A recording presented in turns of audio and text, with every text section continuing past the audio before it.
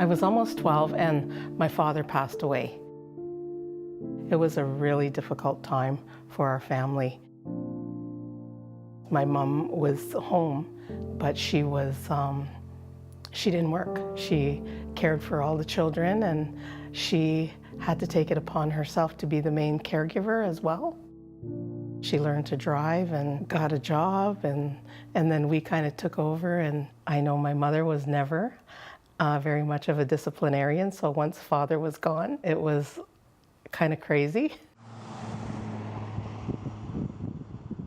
I struggled through public school. I really got into more drinking and some drugs and things like that through my high school years, and eventually got pregnant and I became a young mom.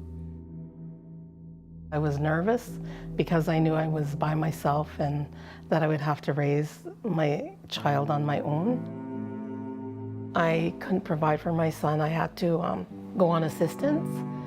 I was on there for a short period of time, and then I applied for a part-time job. I could go and be home part-time and then go to work part-time, and so that helped. I had a lot of, anger kind of growing up. I did misbehave quite a bit, and I was a bit of a handful for my mom. I knew it was going to be more difficult to raise a son without a father, and because I didn't have a father, so I knew that it would be a challenge. I wasn't really happy or excited about my life, and it was difficult. Our family grew up going to church.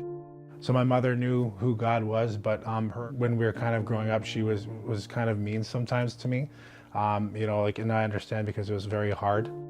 As I grew older and as she began getting closer and closer to God, she began to really change, and now our relationship is just absolutely amazing. You go down your pose there, so your hand should be going. I tossed away all my drinking and alcohol, the drugs, all that way of life. I've been clean for years, for probably over 25 years at least. Without the Father's love, I wouldn't be where I am today.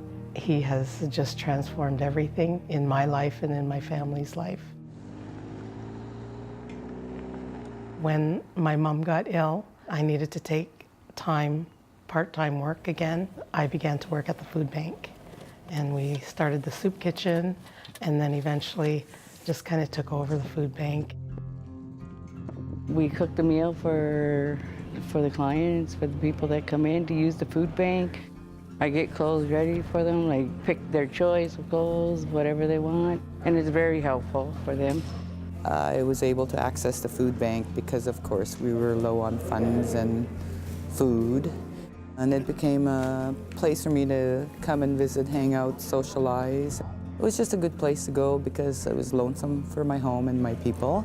I've known Cheryl Jones all my life. She's really great running the food bank. Like, it runs really good now since she's been here.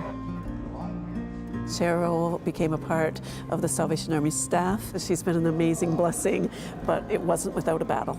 But she persevered, and it has been an incredible honor to work side by side. My dream for the food bank is to have our own building. There's so many more aspects to the Salvation Army that we can provide in the community or to those who are in need. I know that I wouldn't be in a very good place right now if I didn't have the prayers and most importantly the love of my mother. So how'd the food bank go today? There's a light at the end of the tunnel. Look to the Lord, to Jesus, and He's right there, and He will meet your needs. He will love you the way no man has ever loved you.